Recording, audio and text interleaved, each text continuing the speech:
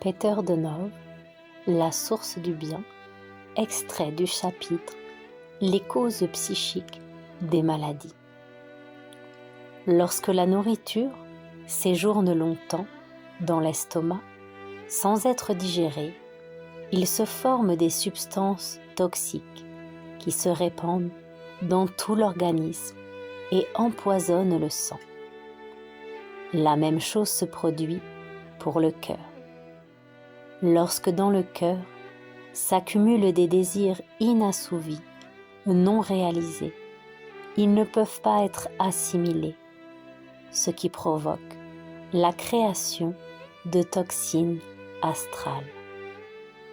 La même chose se produit lorsque l'être humain retient en lui des pensées qu'il ne peut pas réaliser.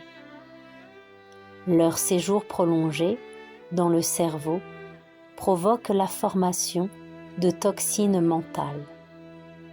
La présence de ces toxines dans l'organisme est la condition première pour le développement des microbes porteurs de diverses maladies.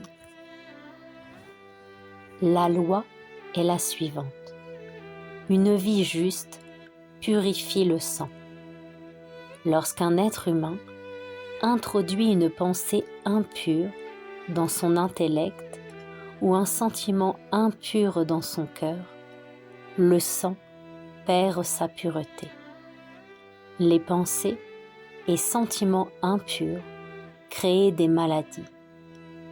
Les troubles paralysent l'intellect, le cœur et le corps.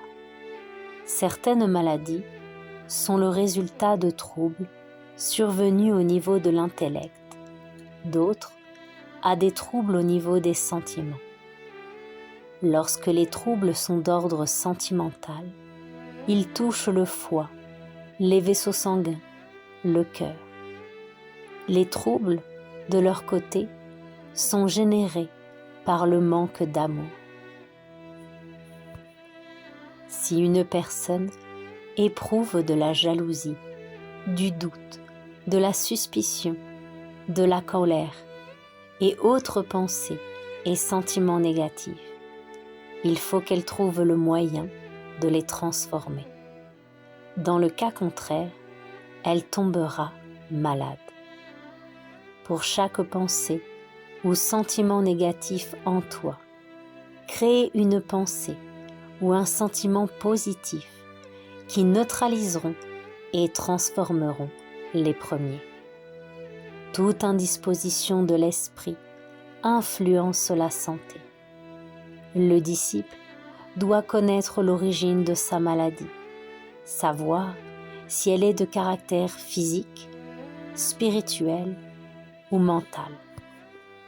La maladie peut faire son apparition lorsqu'une personne ne s'est pas réconciliée avec une autre qui est partie dans l'au-delà. Les maladies sont un outil éducatif dont la nature se sert. Elles donnent des leçons à l'homme.